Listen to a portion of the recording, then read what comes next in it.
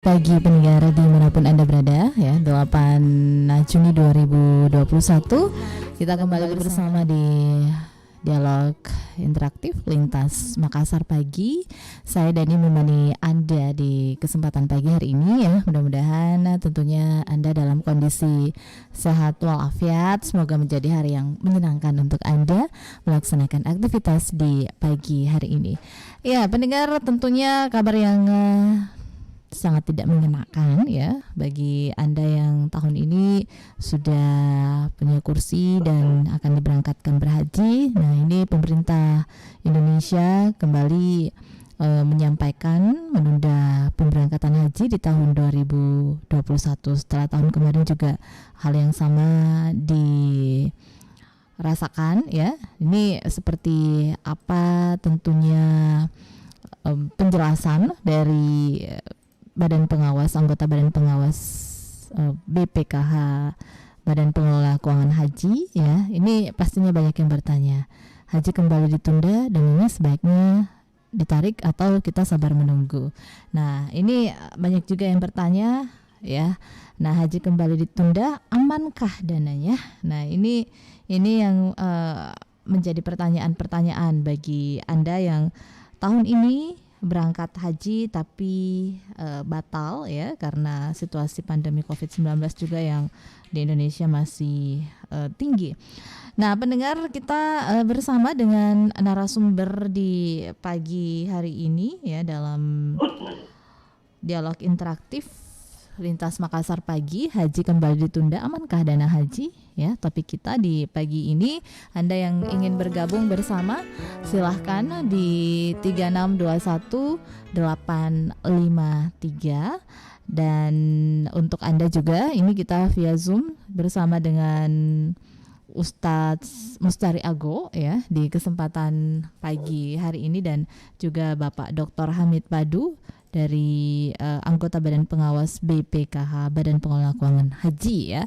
Nah, kita menyapa dulu Pak Hamid Padu. Assalamualaikum warahmatullahi wabarakatuh. Selamat pagi Pak Hamid Padu. Waalaikumsalam warahmatullahi wabarakatuh. Selamat pagi pemirsa RRI. Baik, apa kabar Pak di pagi hari ini? Alhamdulillah sehat. Sehat ya Pak. Baik. Sehat, ya. Ini posisinya Pak Hamid Padu sekarang di Makassar atau lagi di Jakarta Pak? Oh, di Jakarta. Di Jakarta ya. Baik. Ya, kita juga bersama dengan Bapak Ustadz Mustari Ago. Selamat pagi. Assalamualaikum warahmatullahi wabarakatuh. Dengan Bapak Mustari Ago, Pak Ustadz, kita bersama via Zoom. Selamat pagi. Waalaikumsalam warahmatullahi wabarakatuh. Baik. Dengan Pak Hamid Padu, Pak mungkin bisa saling menyapa di pagi ini, Pak. Ya. Assalamualaikum Pak Mustari. Alhamdulillah. Baik. Assalamualaikum warahmatullahi wabarakatuh, Pak. Iya. Nah, kita ke Pak Hamid Padu. Ini banyak tentunya berita-berita informasi yang bergulir di masyarakat ya Pak ya, terkait dengan penundaan haji ya. Amankah dana haji? Ini yang menjadi pertanyaan. Sampai sekarang ini kita juga belum mendengarkan tentunya pengumuman resmi dari pemerintah kerajaan Arab Saudi, Pak Hamid Padu. Nah, yang pertama pertanyaan kami ini, apakah sebenarnya tidak terlalu dini ya Pak, keputusan dari pemerintah Indonesia untuk membatalkan haji di tahun 2021 ini, Pak Hamid? Terima kasih. Assalamualaikum warahmatullahi wabarakatuh. Waalaikumsalam warahmatullahi wabarakatuh. Yang pertama ya, pemerintah kan sudah mengumumkan bahwa tahun ini ya dengan kondisi yang ada tidak akan memberangkatkan, karena meskipun sampai hari ini belum ada keputusan resmi dari Saudi, tapi tentu ya ada perhitungan, ada pertimbangan-pertimbangan yang telah dihitung oleh pemerintah sehingga mengambil kebijakan tersebut gitu kan.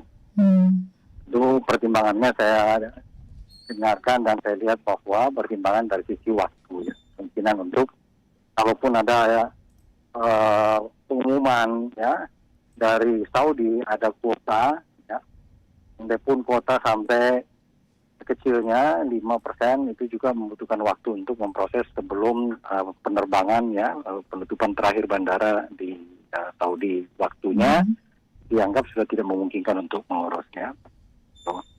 Itu yang saya lihat ya, karena itu kewenangan pemerintah tentu untuk melihat ya seperti apa, dan tentu di dalam kaitan juga untuk tetap ya ingin melaksanakan ya ibadah haji ya sebagai rukun Islam, tetapi tentu juga dengan berbagai pertimbangan ya untuk melindungi masyarakatnya. Tuh. Baik.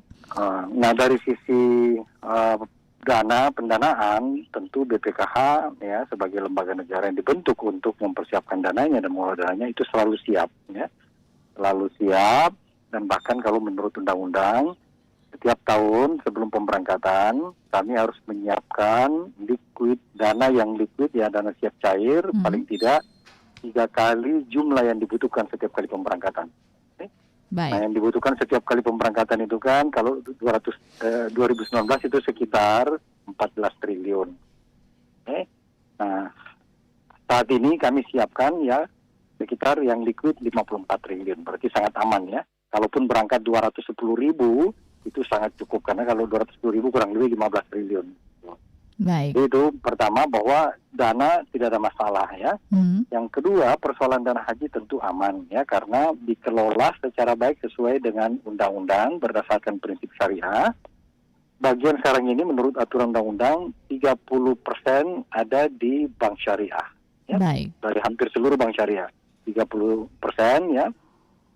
Dari sekarang dana haji itu kurang lebih 104 per hari ini 149 triliun. Ya, dari kurang lebih 5 juta calon jemaah haji tunggu. Ya, karena dananya kan terus disimpan ya, dan itu ada hasilnya. Nah, selain tadi ditempatkan di perbankan syariah, juga ya dalam undang-undang dipersilakan untuk dikelola di investasi syariah ya.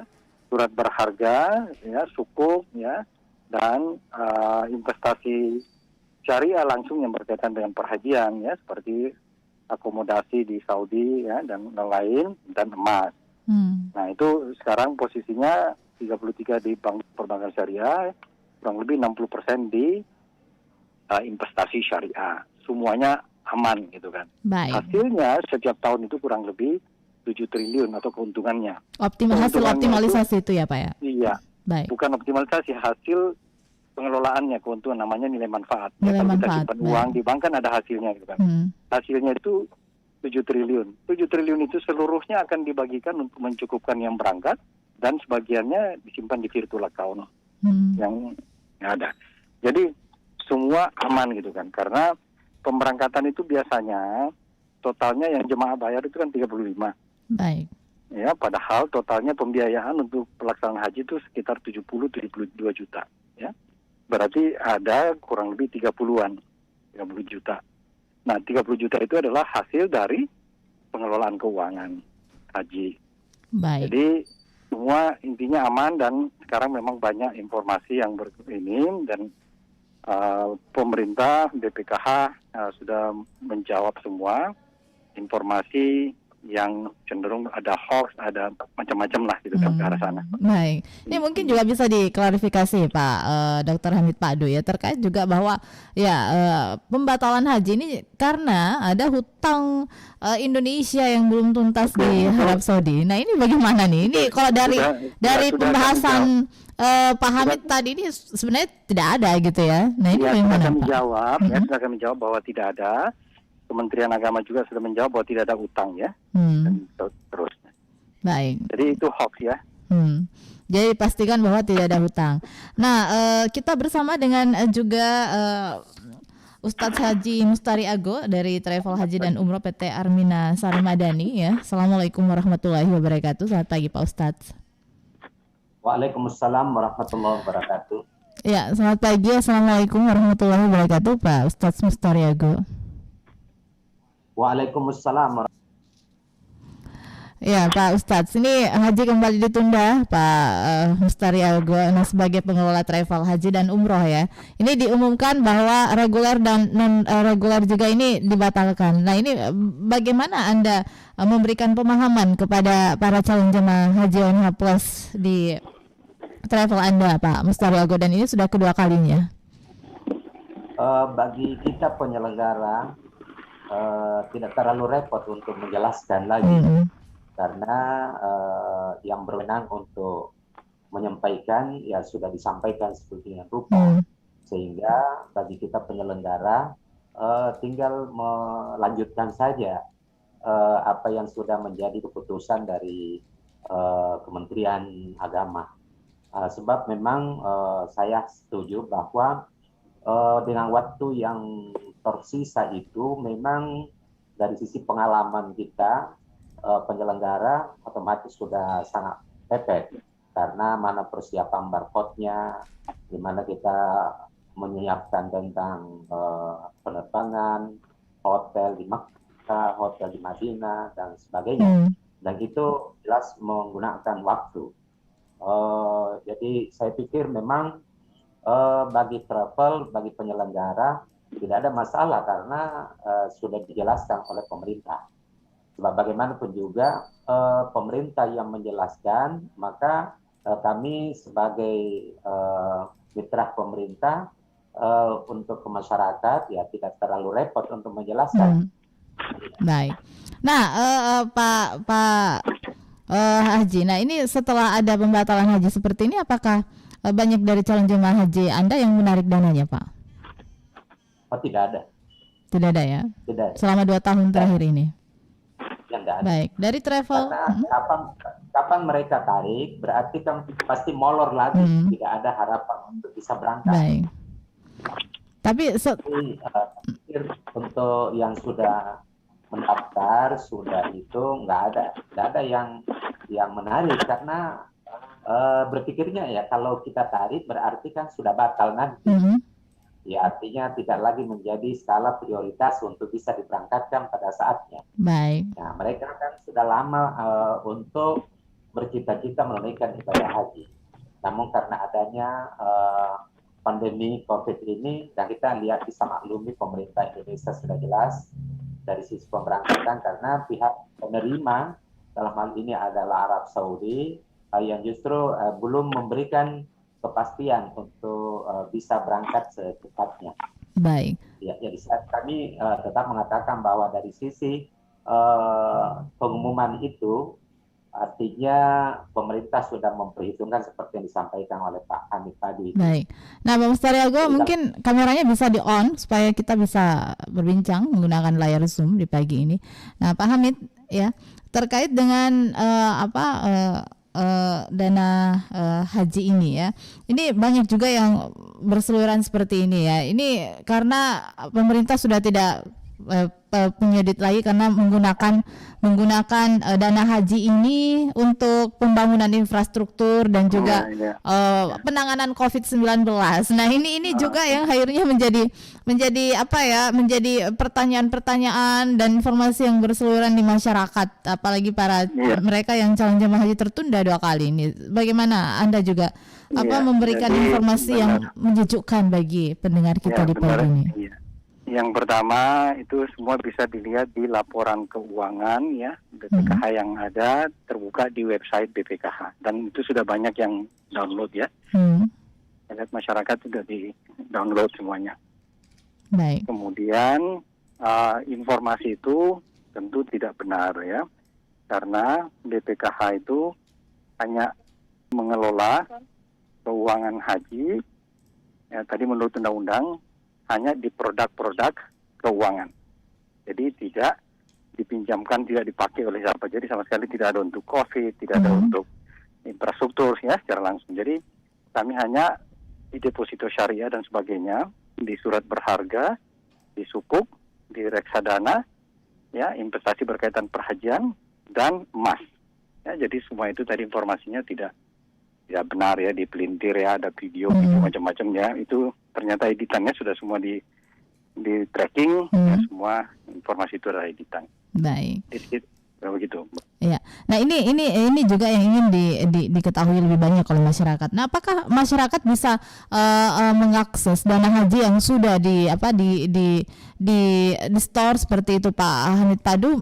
Mereka memiliki virtual account atau seperti apa gitu yang bisa diakses gitu, bisa dilihat, oh dana haji saya sekarang ini sudah senilai seperti ini supaya lebih transparan gitu, sampai nggak ada pertanyaan-pertanyaan langsung. Apakah BPKH mengelola hal seperti itu, Pak? Ya, seluruh jemaah haji yang 5 juta itu punya rekening.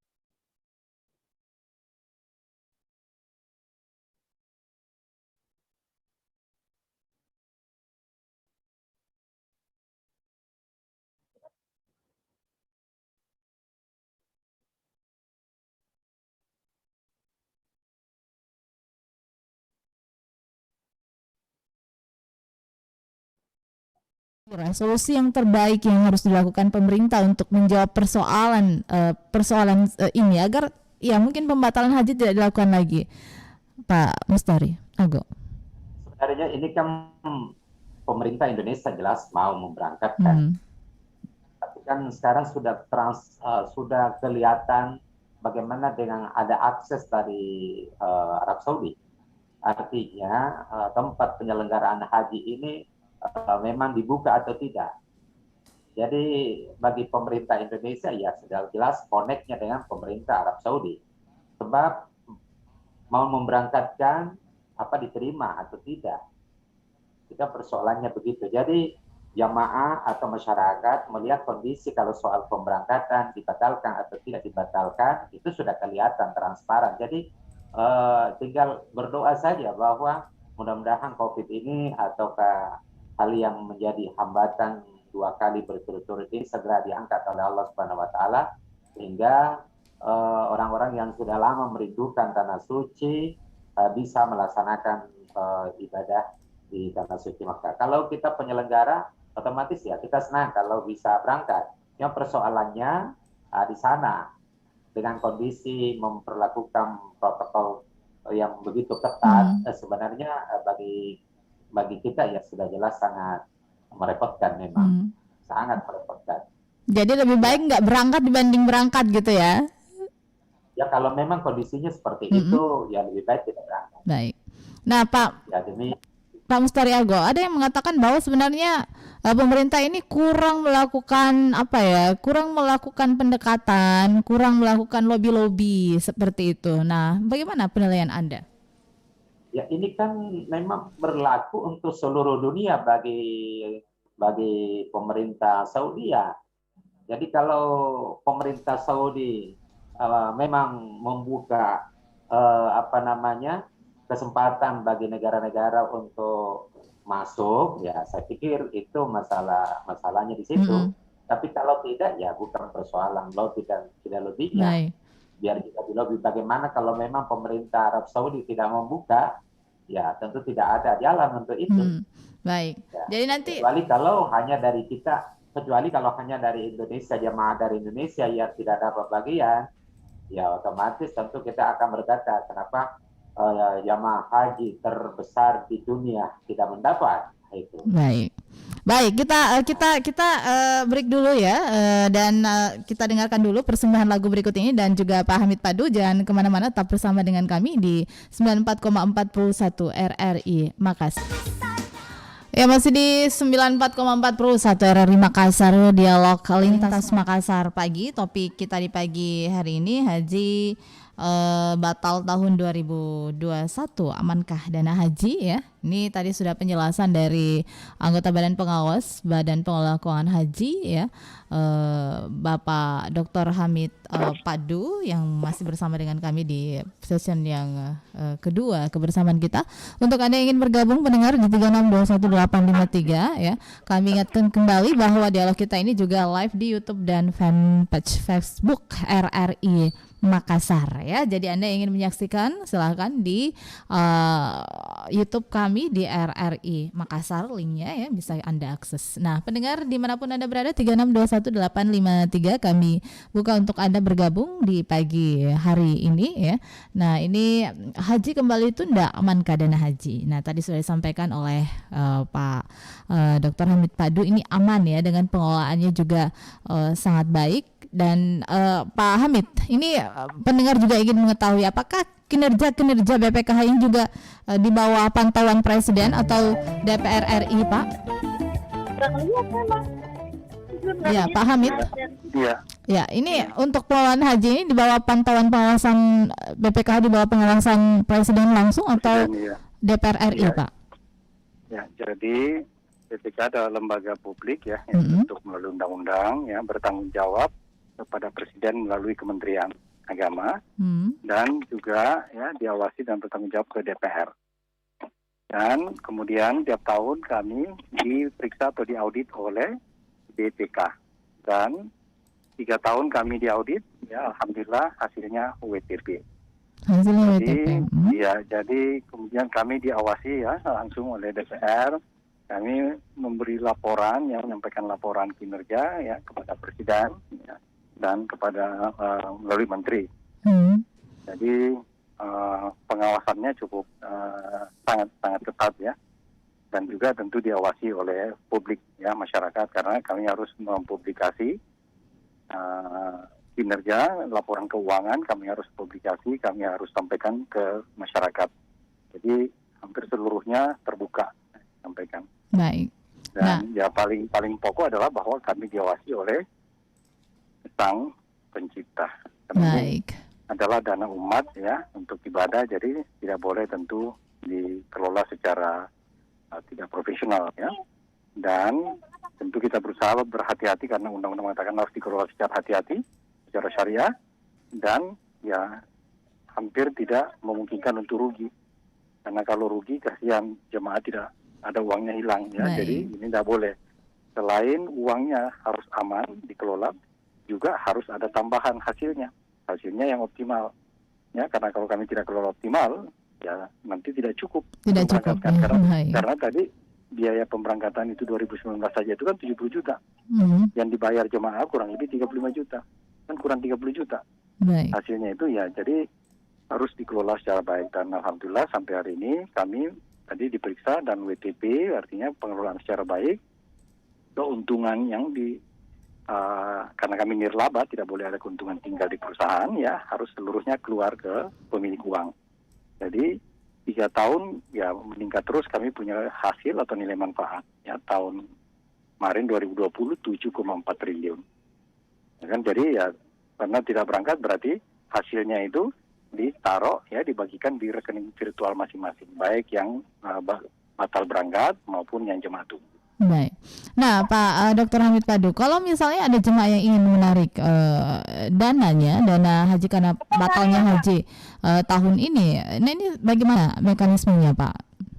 Ya, jadi sejak tahun lalu ya, Kementerian Agama sudah mengeluarkan ya penyampaian bahwa khusus setoran lunas yang 10 juta kurang lebih ya untuk reguler ya, yang tidak berangkat bisa mengambil uangnya ya. Dengan mengambil uang 10 juta berarti tidak perlu hilang antriannya, porsinya. Karena yang menentukan porsi itu kan yang 25 juta. Itu pertama. Dan itu sekarang terbuka ya, insya Allah prosesnya paling lama 4 hari ya, kan harus dikirim ke Jakarta ke Kemenak ya, kemudian verifikasi, kemudian kami perintah bayar di bank masing-masing. Itu bisa. Dan sebagai contoh tahun lalu yang batal berangkat tahun lalu itu dari 210.000 calon yang mau berangkat, ada 500 yang menarik yang 10 juta. 500 orang berarti 0,0 sekian orang.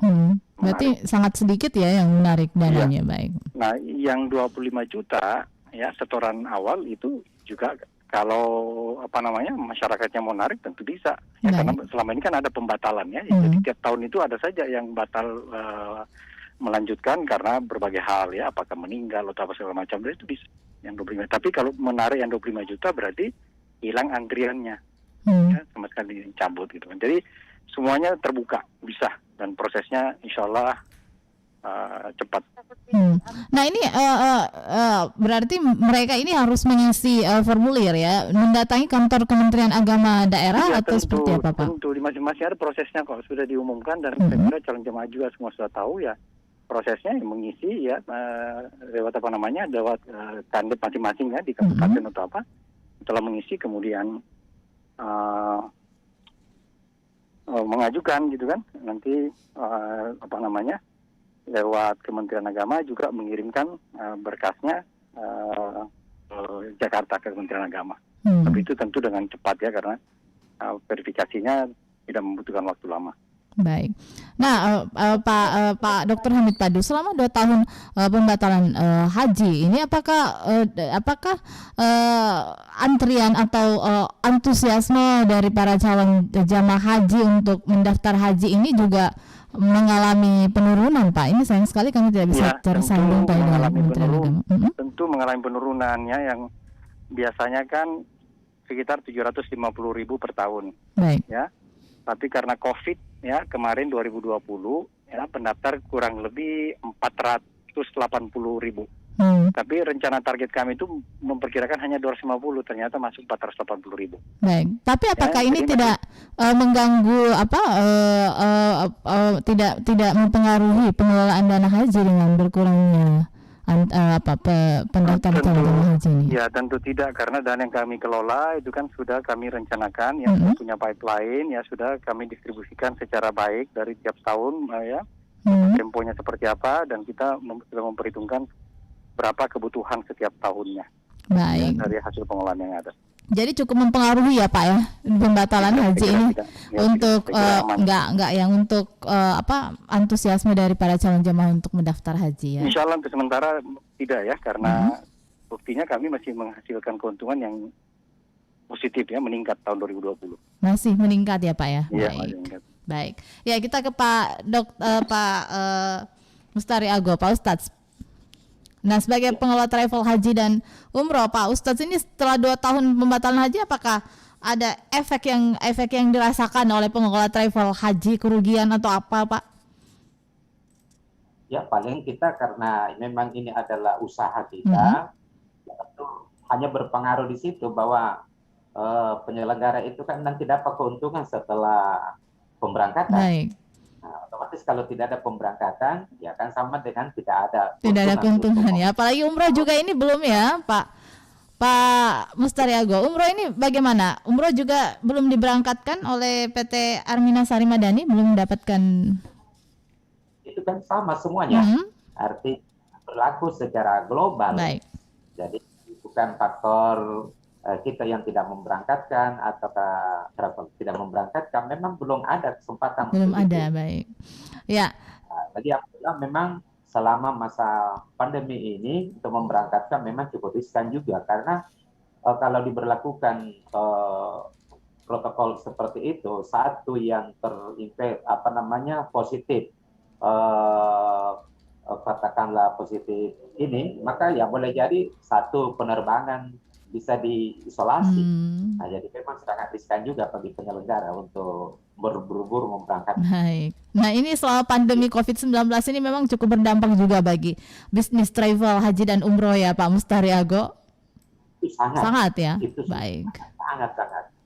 Sangat. Karena ini kan lapangan kerja kita, penghasilan kita, tempat hidup kita. Baik. Nah, sekarang seperti yang disampaikan tadi bahwa orang berpikir saya mendaftar belum juga berangkat, jadi memang berpengaruh, sudah jelas berpengaruh, itu sudah pasti. Dan saya kira bukan saja kita ini penerbangan pun demikian, hotel di Makkah, hotel di Madinah, ya semua pada sunyi, semua pada ya menangislah sekarang ini. Baik. Nah ini jika biasanya setiap tahun di Armina Sari Madani ini menerima pendaftaran umroh dan berhaji ini setiap tahun biasanya berapa sebelum pandemi, Pak? Ya standar-standar saja, Mm-mm. standar-standar saja. So, karena banyaknya penyelenggara, apalagi dari Makassar, lumayan terbagi, ya tidak terlalu besar sih kalau kami. Baik. Nah, tapi setelah pandemi ini masih berlangsung, artinya hampir tidak ada atau seperti apa, Pak, pendaftar haji dan umroh? Hampir Tidak ada pemberangkatan karena selama masa pandemi ini memang ditiadakan pemberangkatan. Jadi nggak ada yang mendaftar ya sama sekali.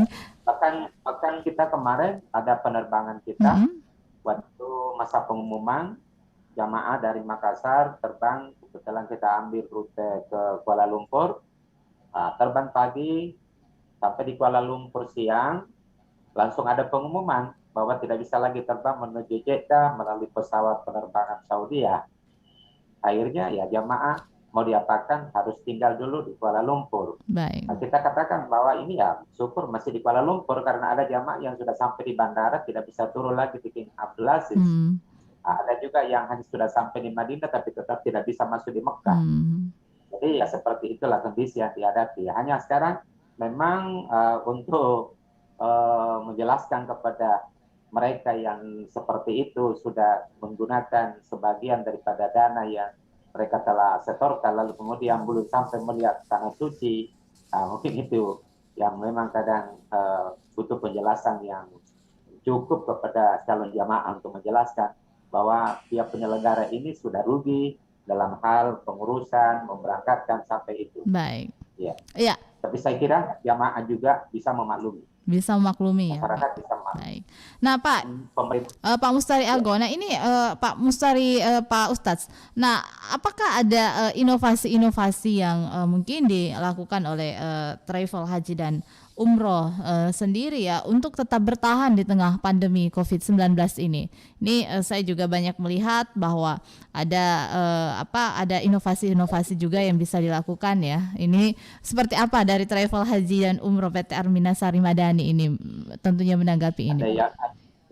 Artinya ya kita seperti apa ya untuk tetap tidak mem-PHK, tidak memberhentikan kita punya karyawan, kita punya orang-orang ini ya berbagai cara lah untuk tetap bisa bertahan di masa ini karena mereka itu bekerja di kantor kita otomatis berharap untuk bisa hidup.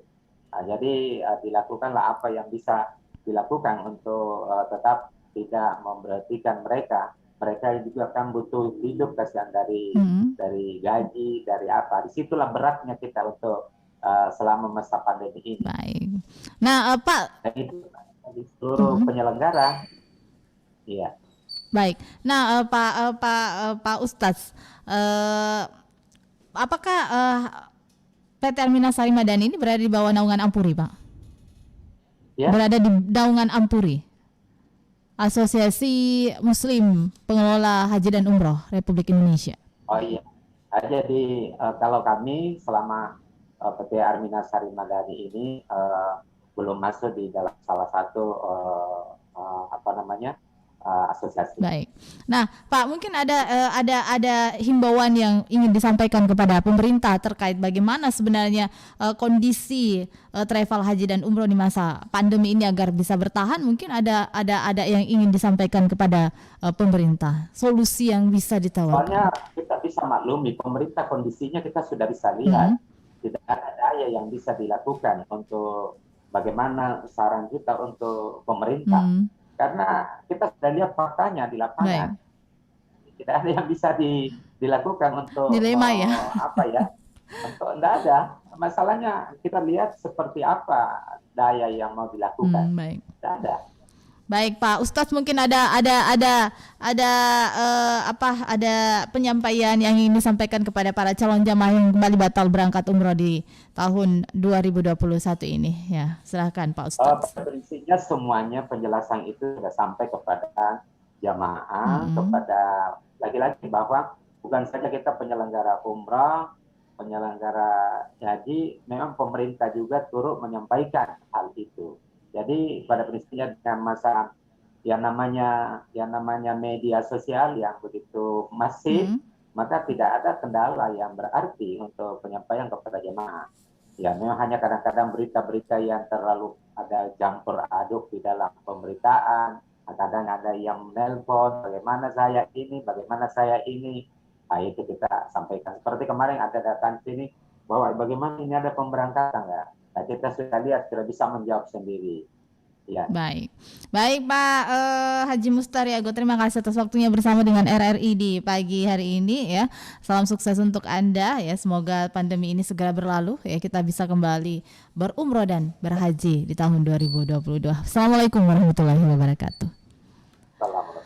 Baik pendengar dimanapun Anda berada, terima kasih Bapak Ustadz Haji Mustariago. Kita kembali ke Pak Dr. Hamid Padu, anggota Badan Pengawas Badan Pengelola Keuangan Haji ya Republik Indonesia. Nah Pak Hamid Padu, ini BPKH ini mungkin ya sebagian dari masyarakat ini belum mengetahui BPKH itu seperti apa. Dulunya kan keuangan haji itu dipegang oleh Kementerian Agama ya Pak ya. Nah ini mungkin bisa dijelaskan sejak kapan sih sebenarnya terbentuk Badan Pengelola Keuangan Haji ini Pak Hamid Padu, dan siapa saja yang tentunya berada di BPKH ini. Silahkan Pak. Ya Pak Hamid Padu. Ya Pak Hamid, mungkin bisa dijelaskan ya, ini BPKH ini terbentuk sejak kapan Pak Hamid Padu, dan siapa saja yang berada di BPKH mengelola dana haji ini Pak. Ini yang mungkin ingin juga diketahui oleh pendengar, karena selama ini mereka berpikir bahwa yang mengelola dana haji ini adalah Kementerian Agama. Silakan Pak. Iya, makasih Pak. Kalau sebelum 2017 memang yang mengelola haji baik teknis pemberangkatan maupun keuangannya semuanya dikelola di Kementerian Agama. Baik. Tapi kemudian tahun 2014 dibuatlah undang-undang ya, Undang-Undang 34 yang membentuk lembaga publik yang namanya BPKH untuk khusus mengelola uangnya supaya terpisah. Lain yang mengelola uangnya, kemudian uangnya siap nanti diserahkan kepada pelaksana yaitu Kementerian Agama yang pelaksana. Jadi itu berdasarkan undang-undang. Namun barulah terbentuk 2017. Ya, jadi kami dilantik oleh Presiden 2017 Juni. Dan yang dibentuk itu unitnya ada 2, ya, semacam direksi dan komisaris. Jadi ada dalam pelaksana, ada Dewan Pengawas masing-masing 77 orang. Jadi 14 orang kami.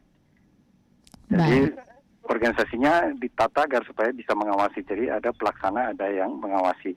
Sehingga benar-benar ya pelaksananya bisa tata kelolanya baik.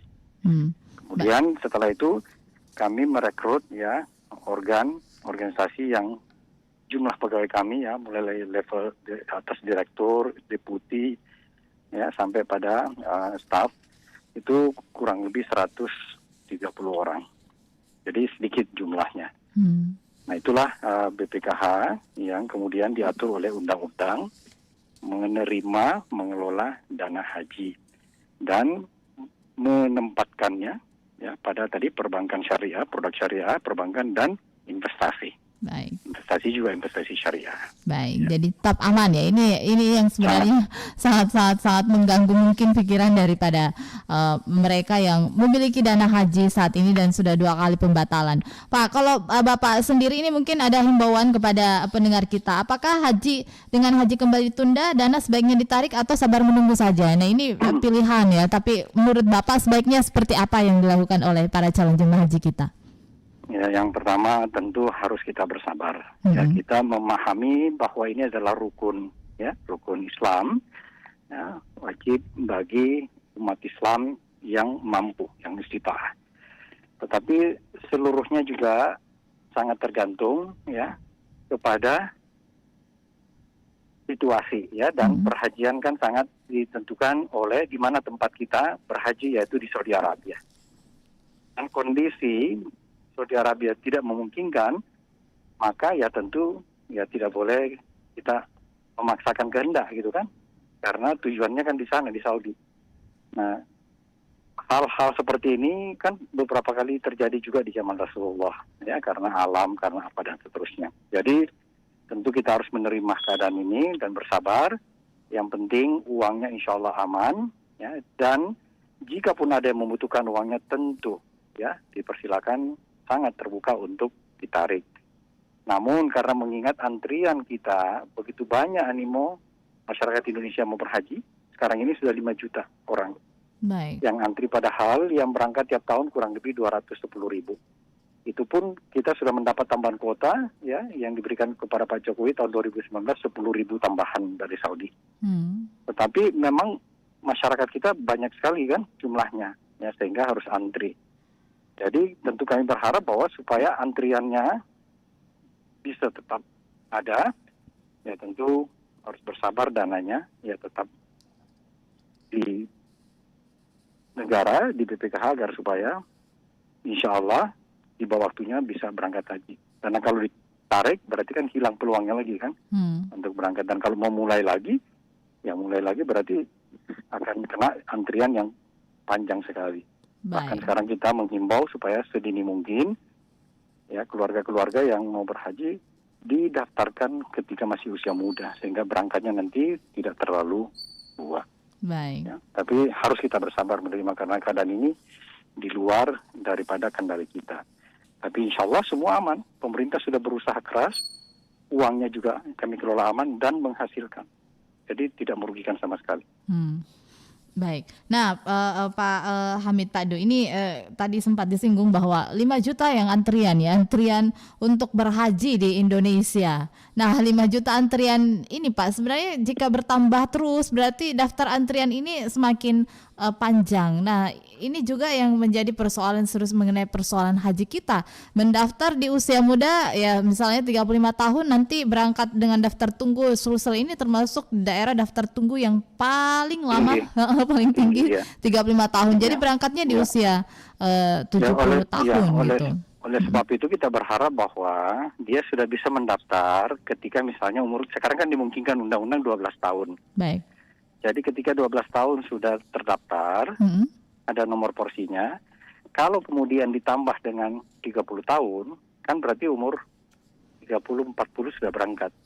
Karena memang haji itu kan ibadah fisik, harus kuat, dan seterusnya. Nah kalau berangkatnya sudah 70, 80, waduh, repot. Sebab itu antisipasinya, karena kita tidak bisa menghindari memang ya jumlah penduduk muslim kita besar, tentu semuanya ingin berhaji ya, setelah kesiapan atau kemampuan ada. Baik. Nah, jadi kita berharap bisa direncanakan berhaji itu ya, karena kalau dulu tidak perlu direncanakan, ada uang langsung mendaftar, karena memang belum ya tahun 2004 ya, terakhir 2005 saya haji 2005 belum antri. Ya, 2 tahun lalu saya coba mendaftar dengan anak-anak saya, itu saya dapat jatah ketika kira-kira saya umur 90 lebih. Ya kan? Ini ya, sudah setengah mati juga saya ya. Kan masih muda, anak-anak saya masih bisa berangkat ya dengan porsi kira-kira umur 50. Nanti saya udah jauh gitu kan. Makanya kita membuat sekarang program haji usia dini. Di Malaysia jauh lebih sedikit penduduknya, tapi antriannya itu mereka bisa sampai 100 tahun. Karena di sana begitu lahir sudah daftar haji. Sudah daftar haji, baik. Ya, jadi banyak sekali ya jumlahnya yang mendaftar. Baik. Nah, Pak Dr. Hamid Padu, nah ini dari Anda sendiri sebagai BPKH, kemarin sempat juga berbincang-bincang dari Kemenak ya, dengan persoalan haji yang antrian panjang seperti ini. Nah, memungkinkan tidak sebenarnya untuk pendaftaran di stop aja dulu untuk agar antrian ini tidak semakin panjang, Pak? Ya, kalaupun kita stop, ya tetap antriannya kan sama, Mbak. Akan sama ya, baik. Iya, yang berangkat 12 makin lama lagi gitu kan, makin panjang. Baik. Jadi ya sebaiknya dia berjalan terus, ya, dan tidak menutup kemungkinan ada percepatan, karena di Saudi juga selalu mengembangkan tiap tahun kan, dia lakukan perluasan. Ya ini kan sebenarnya sangat tergantung pada areanya kan. Nah luasnya di sana diperluas di Masjidil Haram ya, sekarang jadi jalan-jalan diperluas segala macam ya, hotel-hotel banyak. Cuma yang jadi masalah di tempat haji itu di Arminanya kan, di Arafahnya itu kan gunung, kapasitasnya memang seperti itu, tapi ada rencana ya dikembangkan seperti apa kita belum tahu. Kalau itu berkembang maka pasti kuota ditambah. bisa lebih cepat. Baik. Baik Pak Dr. Hamid Padu, mungkin ada hal yang disampaikan terkait dana haji ini agar simpang siur berita-berita hoax ini tidak ada lagi di masyarakat mengenai dana haji. Silakan Pak. Iya, makasih. Insya Allah kita berharap umat Islam ya bersabar dengan situasi ini.